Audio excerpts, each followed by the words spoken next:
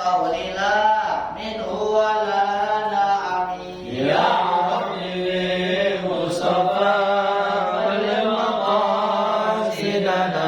واغفر لنا ما مضى يا واسع الكرم هو الحبيب الذي ترجى شفاعته الكرم مولاي صل وسلم دائما أبدا على حبيبك خير الخلق كلهم يا ربي للمصطفى بلغ مقاصدنا واغفر لنا ما مضى يا واسع الكرم اللهم صل وسلم وبارك عليه وعلى آله.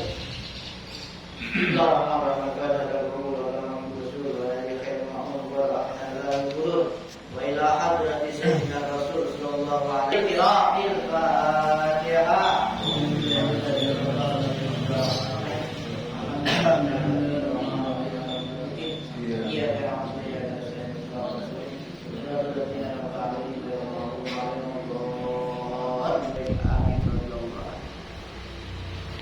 Ya gulam,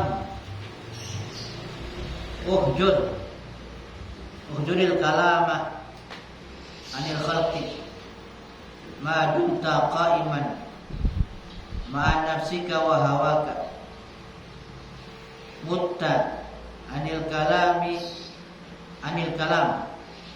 fa innal haqqa azza wa jalla idza aradaka li amrin hayya'aka lahu idza syaa ansaraka wa ahallaka wa ahallaka wa asbadaka yakunu wal muzhir la anta sallim nafsaka wa kalamaka wa jami'ah walika ila qadarihi wastaghil bil amali lahu kun amalan bila kalamin ikhlasan bila riya'in tauhidan bila syirkin kumulan bila zikrin khalwatan bila jalwatan batinan bila zahir wastaghil bil batini bi ibtalin niyyah anta tukhatibul haqqa azza wa jalla wa tusiru ilaihi bi qaulika iyyaka na'budu wa iyyaka nasta'in. Ya gulam, wahai anak, uhjuril kalam anil khalqi, hindarkan pembicaraan dari makhluk. Ma dumta qa'iman ma'a nafsika wa hawaka, selama engkau masih berdiri bersama nafsu engkau dan hawa engkau. Mutta anil kalam, anil kalam, matilah dari pembicaraan. Fa innal haqqa azza wa jalla, sesungguhnya al-haq azza wa jalla idza aradaka, apabila dia menghendaki engkau lamaro ali amrin, untuk satu urusan, satu perkara, hayya akalahu, dia akan mempersiapkan engkau baginya. Kalau Allah menghendaki, disiapin kan? Disiapin.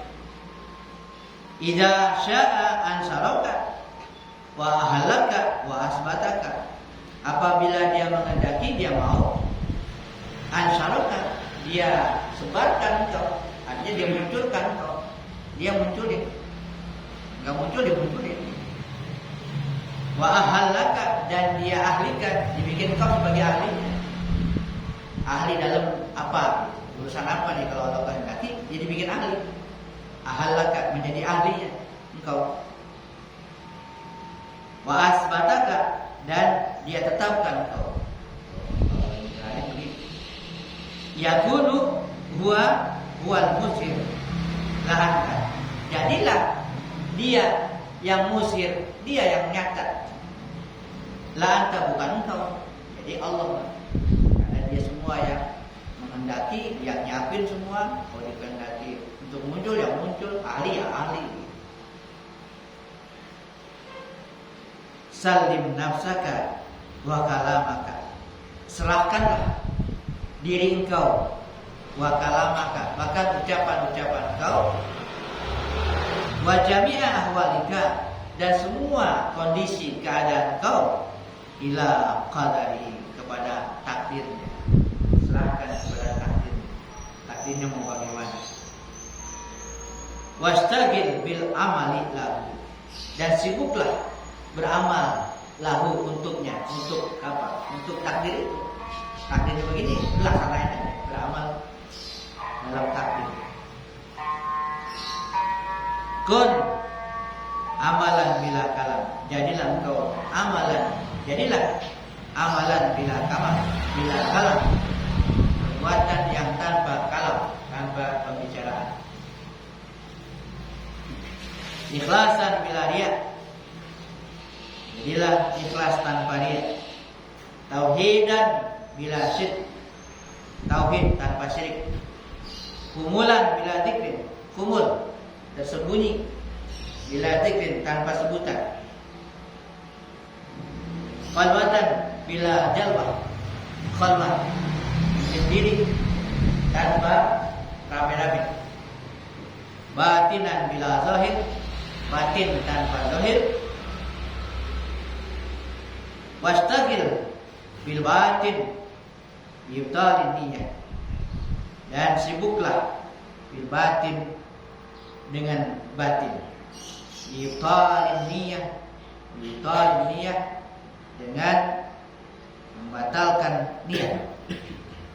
Anta tukhatibul haqqa azza wa jalla, engkau berbicara, berkhutbah, berkhitab kepada Al-Haq azza wa jalla. Wa tusyiru ilaihi, dan kau arahkan kepadanya. Kau arahkan. Jadi akan-akan kau berbicara dengan Allah dan diarahkan kepadanya. Biqaulika, dengan ucapan kau, iyyaka na'budu wa iyyaka nasta'in, kepada engkau, hanya kepada engkau kami beribadah, dan hanya kepada engkau kami minta pertolongan. Jadi berkhitab itu artinya kita tuh berbicara langsung. Ya. Orang pertama dan orang kedua, bukan membicarakan, tapi berbicara, bukan membicarakan dia. Jadi kau di hadapan. Haza, nah, ini ucapan ini khitabun, satu khitab, satu pembicaraan, lihadirin, untuk yang hadir, untuk yang hadir. Iyyaka hadirun ini, iyyaka kepada engkau, hadirun ini, yang hadir di sisiku. Ya aliman bi qariban minni, ya aliman bi, wahai yang mengetahui denganku, qariban minni, yang dekat dari aku. Ya syahidan alayya, hai yang menyaksikan atasku. Khatibuhu fi salatikum wa ghairiha bihadhihi niyyah ala hadhihi sifat. Khatibuhu fi salatikum, hitoblah dia fi salatikum, dalam salat kamu. Dalam salat itu lagi dialog itu. Berdialoglah kepadanya dalam salat kamu. Wa ghairiha, bahkan di lain salat juga begitu juga. Ngadep juga gitu. Di hari ini ya dengan niat ini, niat pokoknya niat lagi sama Allah, ngapain aja tuh.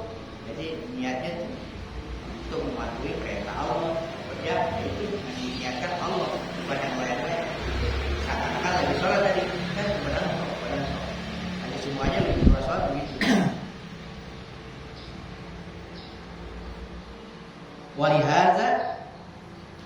Dan oleh karena ini qala Nabi sallallahu alaihi wasallam, Nabi bersabda dari dan mengucapkan ini dengan yang niat semacam ini apa? Ubudillah, sembahlah Allah, beribadahlah kepada Allah, ka'annaka tarahu, seakan-akan kau melihatnya. Jadi musyahadah, beribadah kepada Allah karena lihat, hati itu udah menyaksikan Allah, namanya musyahadah. Kalau belum bisa begitu, ya belum bisa.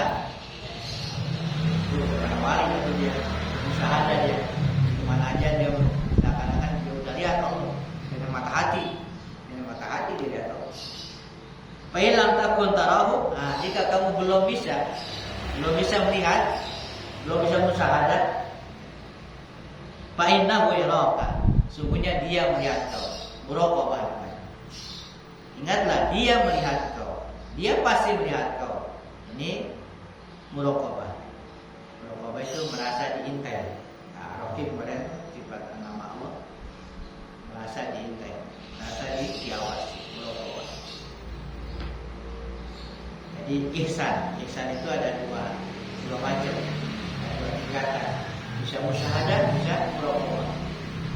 Musyahadah itu ya para wali lah, sudah menyaksikan Allah. Ya. Kita paling enggak muraqabah, merasa. Kalau musyahadah kagak, muraqabah kagak, ya bablas lah. Yang enggak merasa diawasi itu, apalagi sampai melihat, yang merasa diawasi aja kagak.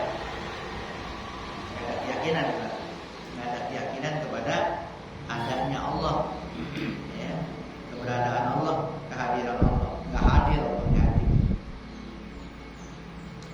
Ya gulam,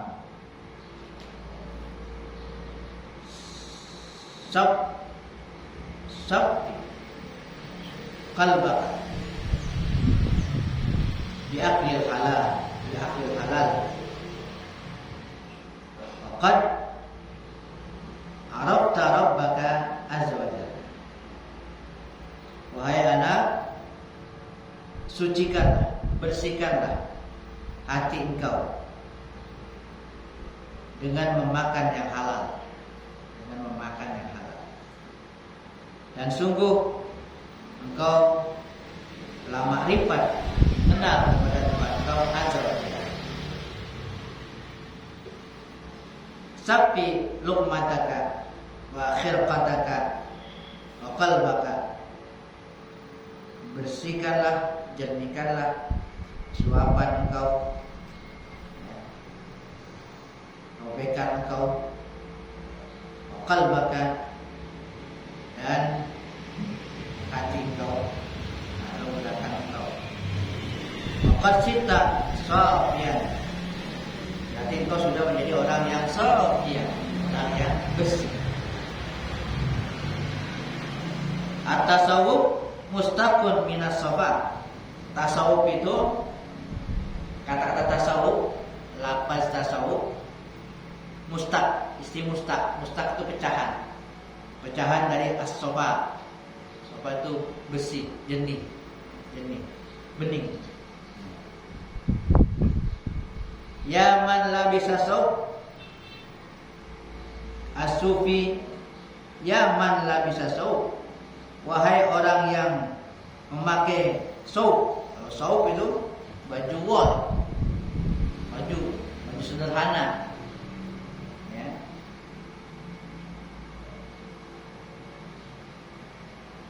As-saub, lain saub. As-sufi shadiq. Nah, sufi shadiq, orang sufi yang benar, kita tasawufihi, dalam bertasawufnya, orang tasawuf yang benar dalam tasawufnya, tasawufihi, yasfu qalbahu, bersih hatinya,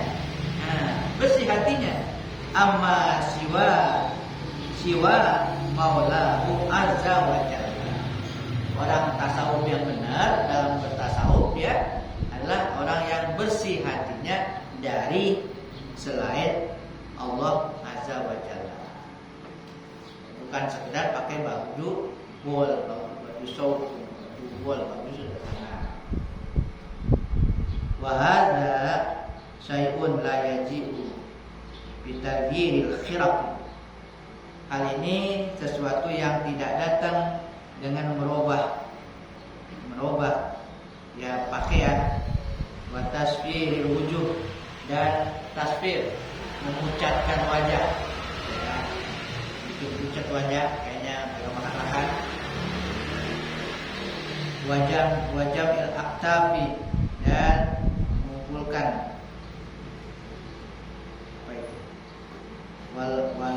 qalqalah alisan, dan berbicara dengan lidah. Yang qalqalah itu ngomong doang, bukan dengan omongan saja. Lisan hikayat sholihin, tentang hikayat orang-orang soleh. Wa tahrikul asabi bitasbih, dan bukan juga sekedar menggerakkan jari-jari bitasbih dengan tasbih. Wa tahlil dan tahlil. Terus kita kan begitu loh, bukan sekedar itu. Wa innama yaji'u, hanya saja tadi itu sufi yang benar, ya, yaji'u bisidqi, adalah adanya, datangnya dengan kejujuran, dengan adanya kejujuran fi talabil haqqi azza wa jalla, di dalam mencari al-haq, benar-benar mencari al-haq, mencari Allah, ya. Wa zuhdi fi dunya, dan benar-benar jujur dalam zuhud terhadap dunia. Wa ikhrajil khalqi, dan benar-benar jujur dalam mengeluarkan makhluk minal qalbi, dari hati. Wa tajarrudihi, dan mengosongkannya hati amma siwa maulahu azza wa jalla, dari apa saja yang selain maulahu, Tuhannya azza wa jalla. Itu hakikatnya.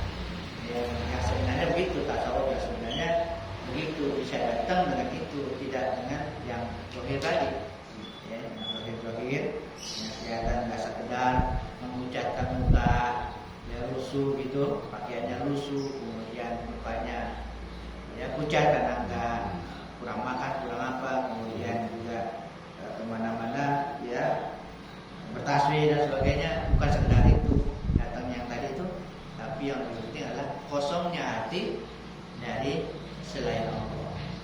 Hatinya dipenuhi dengan Allah, kejujuran mencari Allah, benar-benar mencari Allah, kejujuran zuhud terhadap dunia di hati, dan benar-benar kosong dari selain Allah.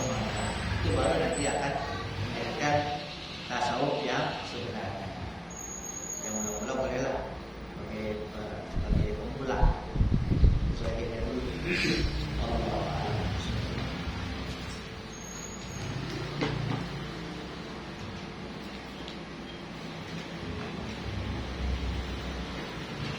Bismillahirrahmanirrahim. Ma'rifat kepada Allah Subhanahu wa taala, mengenal nama Allah Subhanahu wa taala Al-Hakim. Al-Hakim adalah nama Allah Subhanahu wa taala yang ke-47. Al-Hakim artinya yang mempunyai hikmah, atau yang maha bijaksana. Maha bijaksana. Hikmah adalah satu ibarat itu ungkapan, ya. Ibarat itu satu ungkapan, ibarat. Dari kesempurnaan ilmu dan kebagusan atau keindahan perbuatan dan kemantapan pada perbuatan. Sempurna, bagus, indah, dan sempurnanya perbuatan itu.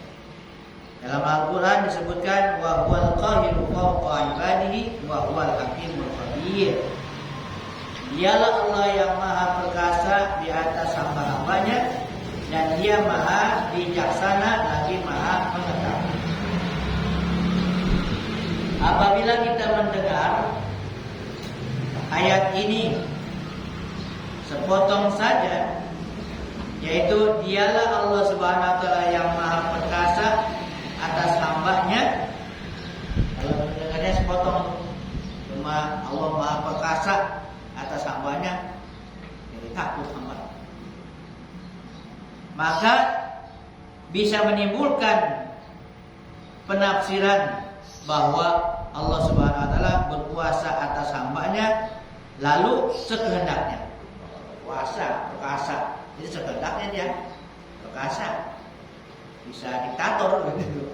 Kalau sepotong, kalau cuma segitu, Allah Maha Perkasa terhadap hambanya, ini bisa ditafsirkan bahwa itu Allah berkuasa. Artinya semaunya entarnya diperkasa gitu. Tetapi Allah Subhanahu wa taala menyambung ayat itu dengan Al-Hakim. Al-Hakim atau yang Maha Bijaksana. Walaupun Allah Subhanahu wa taala berkuasa, mampu berbuat apapun terhadap kita, tetapi Dia Maha Bijaksana. Diimbangi, ada imbangannya pada perbuatannya dan pada apa yang ditetapkannya bijaksana. Dalam ayat yang lain disebutkan dzalikum hukmullahi yahkumu bainakum wallahu alimun hakim. Yang demikian itu hukum Allah, Dia tetapkan di antara kalian dan Allah Subhanahu wa taala Maha mengetahui lagi Maha bijaksana. Ini benar-benar hakim nih. Benar-benar hakim yang bijaksana. Benar-benar bijaksana. Apa-apa yang mesti kita laksanakan dan apa-apa yang mesti kita tinggalkan itu sudah diatur dalam Al-Quran. Dan itu merupakan hukum Allah SWT. Dan yang membuat hukum adalah Allah SWT yang Maha Bijaksana atau Al-Hakim. Ada banyak contoh kejadian tentang kebijaksanaan dari yang Maha Bijaksananya Allah SWT. Dalam zaman jahiliyah, salah satu kebiasaan orang-orang jahiliyah yang tidak bisa mereka tinggalkan adalah minum arak. Hanya ada beberapa orang yang tidak pernah minum arak, yaitu Rasulullah SAW, Sayyidina Ali radhiyallahu anhu, Abu Talib dan Abdul Muttalib. Itu yang enggak minum arak. Selain keluarga itu, arak menjadi kebiasaan sehari-hari. Selain itu, kebiasaan yang lain, termasuk yang lain. Baik orang tua, anak-anak, laki-laki maupun perempuan. Dalam hal ini dengan kebijaksanaannya Allah Subhanahu wa taala menurunkan beberapa kali ayat dan beberapa masa yang memutuskan bahwa arak itu haram, tapi bijaksana menetapkannya. Andai kata kala itu langsung Allah Subhanahu wa taala menghukumkan bahwa arak itu haram, langsung tuh letak haram, maka banyak yang masih lemah imannya, yang murtad, dan banyak yang hendak masuk Islam tidak jadi.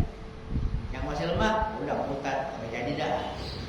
Lemah dia, teman, jadi dah.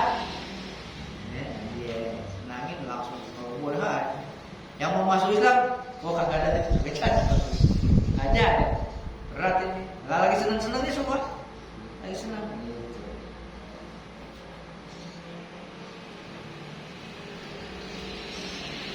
Tetapi Allah Subhanahu wa taala Maha Bijaksana.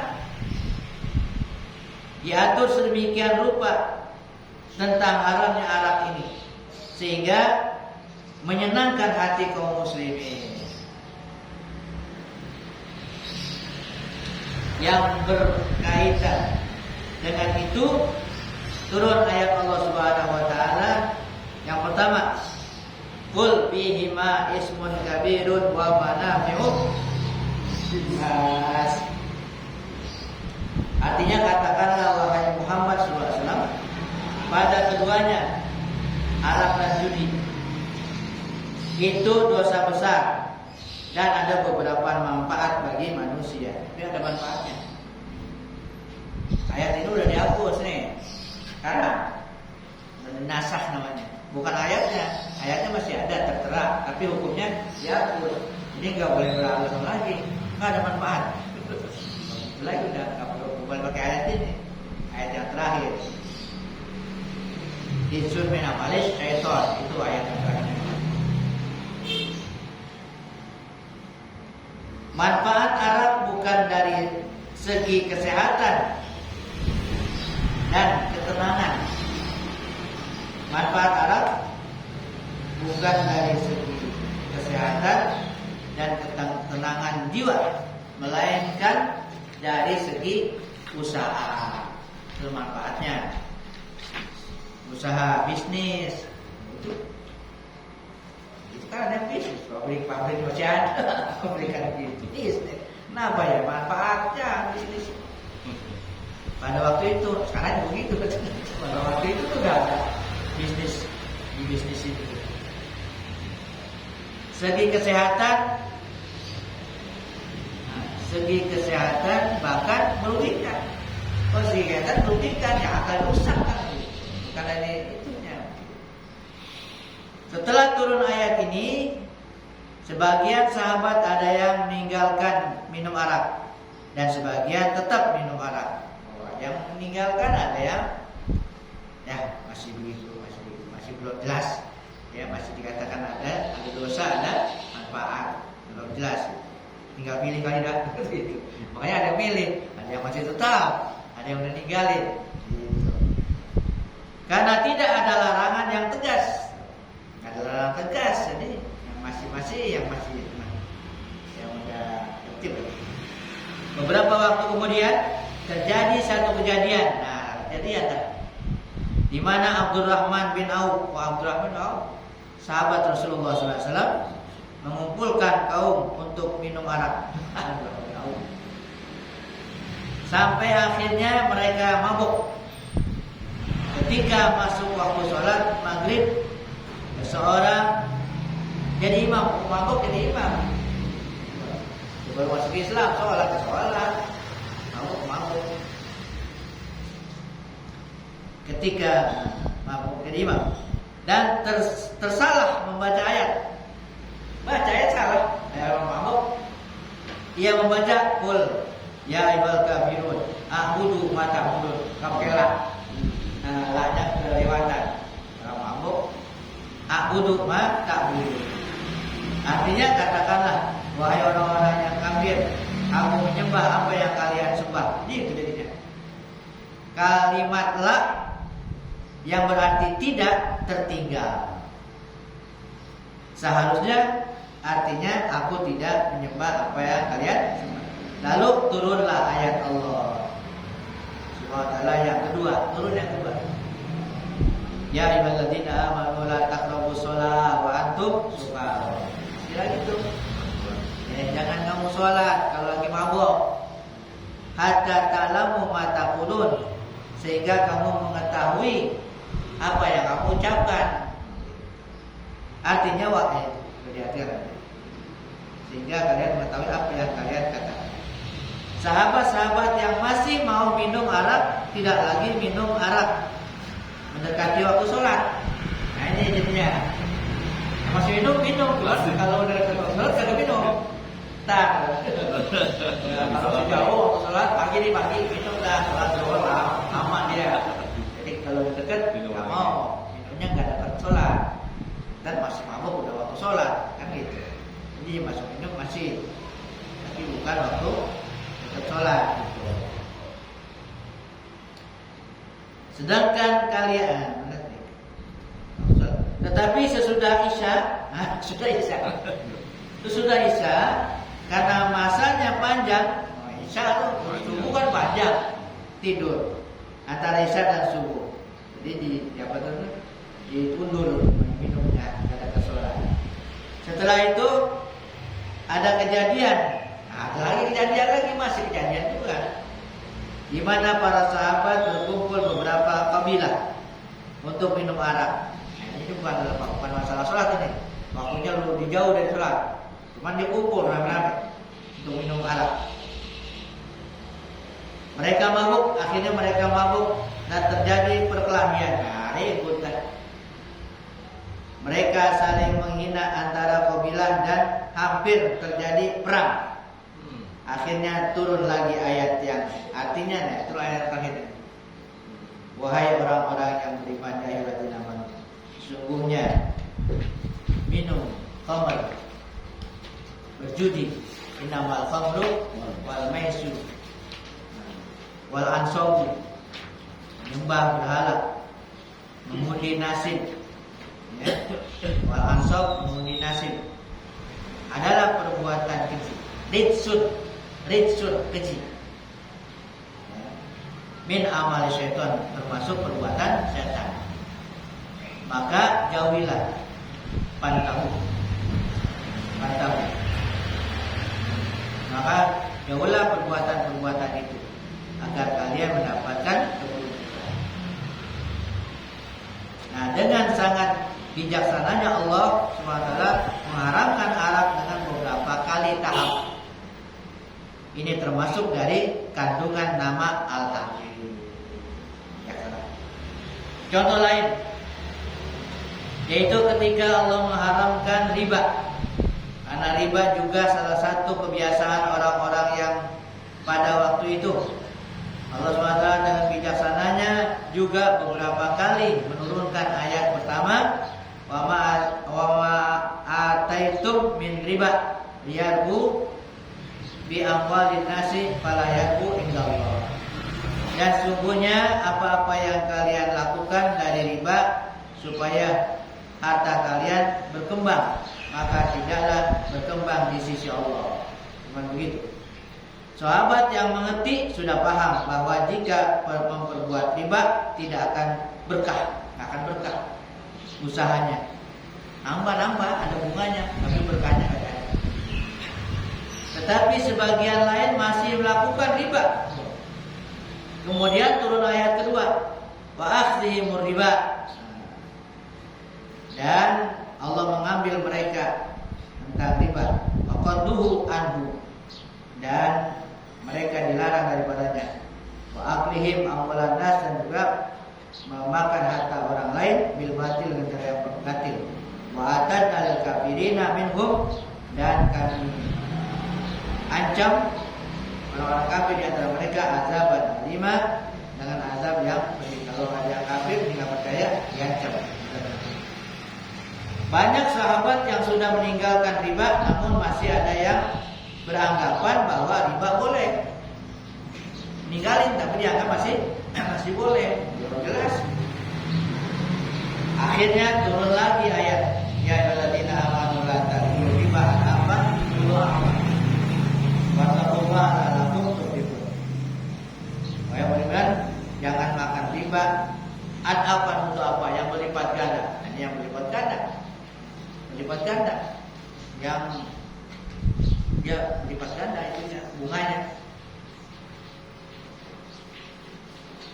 Setelah ayat itu turun, bagi mereka yang masih melakukan riba, mereka mengurangi persen bunga supaya tidak berganda-ganda.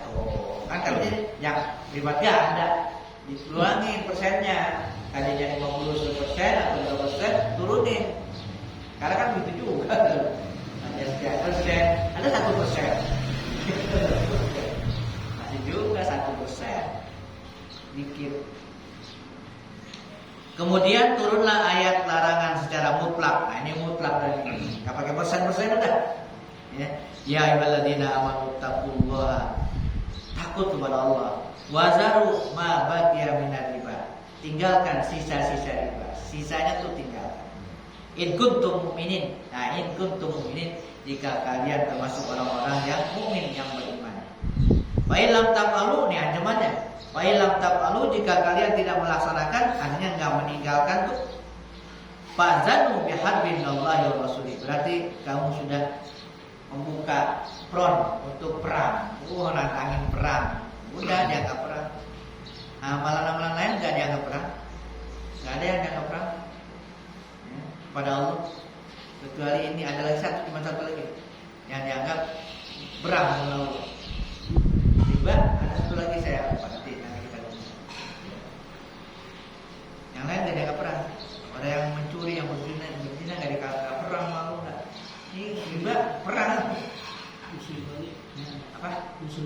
Iya, bahaya. Yang kedua memusuhi wali, musuhin wali Allah, kekasih Allah.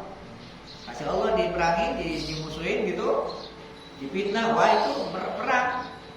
Jadi dianggap perang dengan Allah. Jadi dua, perang dengan Allah, melakukan riba, menantang perang, memusuhi nyakiti wali kekasih Allah, menantang perang dengan Allah.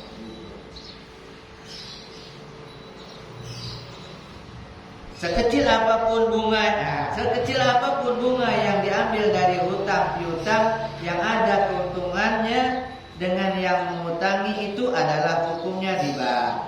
Keputusan ini turun setelah beberapa tahap mengingat kebiasaan orang-orang waktu itu. Inilah praktek tentang kebijaksanaan Allah SWT dalam menghukumkan sesuatu.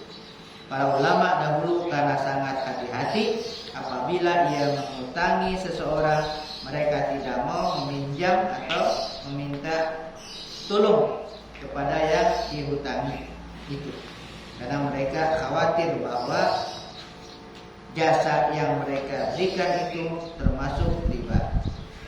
Jika kita yakin bahwa Allah SWT Maha Bijaksana dalam hukumnya, maka hukum Allah SWT itu janganlah dibijaksanai lagi. Jangan dibijaksanai lagi. Udah bijaksana, jangan dibijaksanai lagi. Mau dibijaksanai lagi, kalau bijaksana nih Allah dia. Yang bijaksana begini nih. Karena bisa menimbulkan laknat Allah Subhanahu wa taala, sebagaimana terjadi pada orang-orang Yahudi di zaman dahulu ketika mereka dilarang menangkap ikan pada hari Sabtu, mereka tidak menangkap di hari Sabtu, tetapi mereka memasang perangkap pada hari Sabtu. Nggak nangkap, nggak memasang perangkap doang. Nangkapnya bukan hari Sabtu, dilarangnya Sabtu. Kagak nangkap ya. Cuma pakai pasang itu, pasang bubuk perangkap. Ya. Perangkap dia hari Sabtu. Ya. Dan menangkapnya pada hari Minggu. Jadi kan nggak melanggar dulu. Dilarang kan Sabtu, dari Minggu nangkapnya. Cuma Sabtu udah bikin ya. Ulah bijaksana dia, ulah bijaksana dia Allah dekat. Akhirnya mereka dilaknat. Muka mereka dirubah menjadi babi. Ada yang menjadi kerak. Sebagai kayak dulu orang dulu gitu. Dulu kata orang dulu, jangan nyari ikan hari Jumat. Kalau nyari ikan hari Jumat ada monyet tuh gitu. Kalau dulu itu orang yang dulu begitu. Ada dasarnya. Ya iya, ikan kalau nyari ikan nyari ikan. Di hari ibadah namanya, hari ibadah.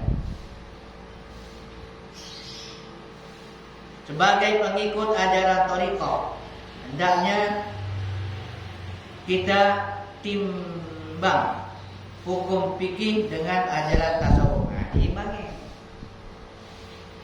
Kebanyakan hukum fikih mengatur keselamatan dunia, tetapi tidak pasti selamat di akhirat. Wah, pasti selamat di akhirat. Untuk keselamatan akhirat adalah tasawuf. Jangan diimbangi dengan tasawuf, jangan fikih aja. Fikih bisa diutak-atik, disesuaikan dengan keadaan. Lagi budaya.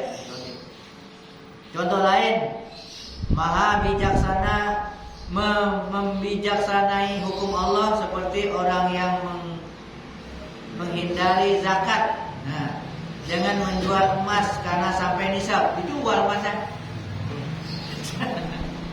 Dijual hari ini. Jadi besok ia tidak punya emas. Punya emas lagi. Karena sampai dijual lagi sehingga tidak kena zakat. Kewajiban zakatnya gugur menurut hukum fikih. Iya benar ya. Benar ya. Udah enggak nisabnya kurang, kagak wajib zakat. Walaupun dengan dibijaksanainya ini termasuk membijaksanai hukum Allah SWT. Ngelah gitu. Benar sih secara fikih. Tapi kalau tasawuf kan dia udah berbuat sobo namanya. Nah, sobo.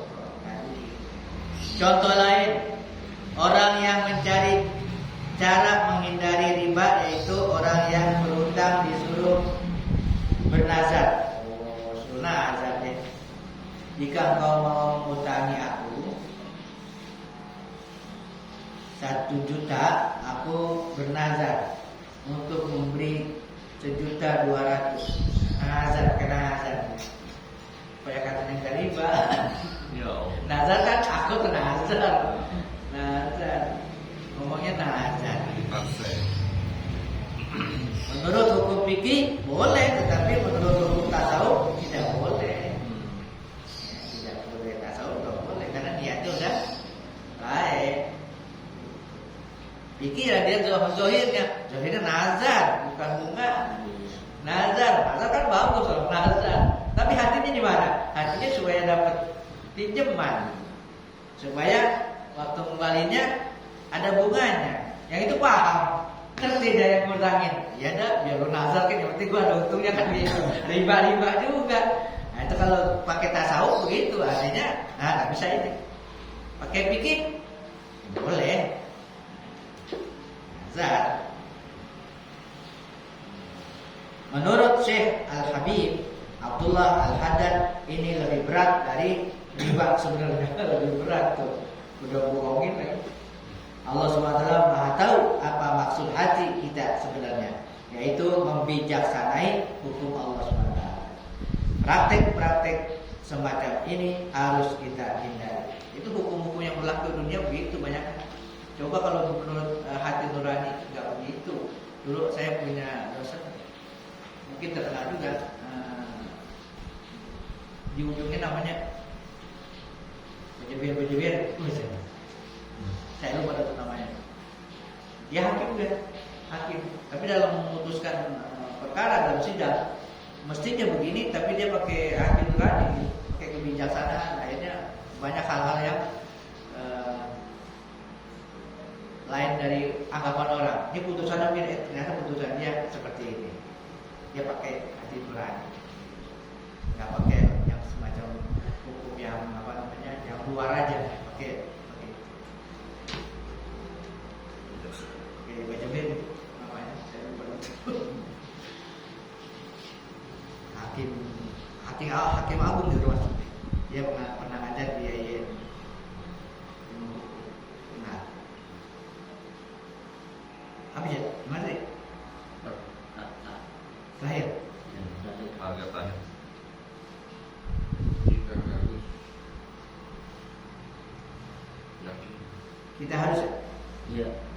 Kita harus yakin bahwa apapun yang telah dihukumkan Allah SWT itulah yang terbaik. Ini yang terbaik.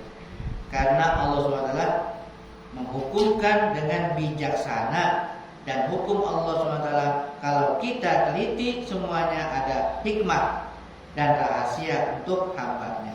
Wallahu a'lam bishawab.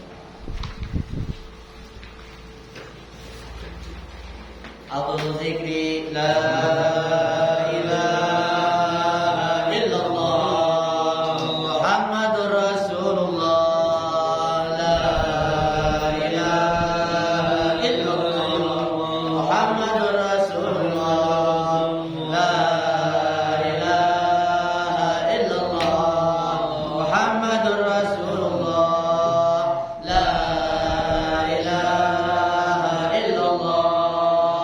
La ilaha illallah, la ilaha illallah, la ilaha illallah. Allahu Allah, Allahu Allah, Allahu Allah, Allahu Allah.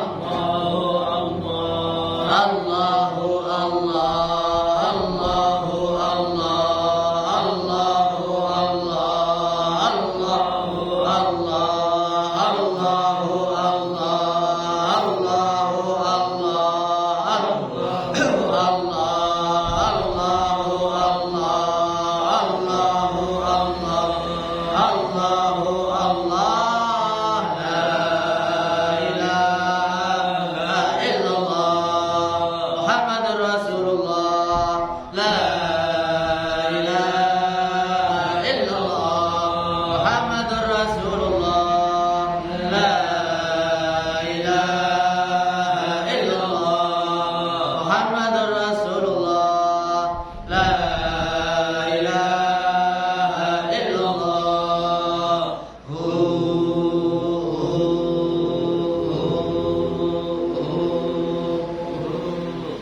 Al-Fatihah ila sayyidina Rasulillah Muhammad bin Abdullah wa alihi wa ashabihi wa man wala wa jami'a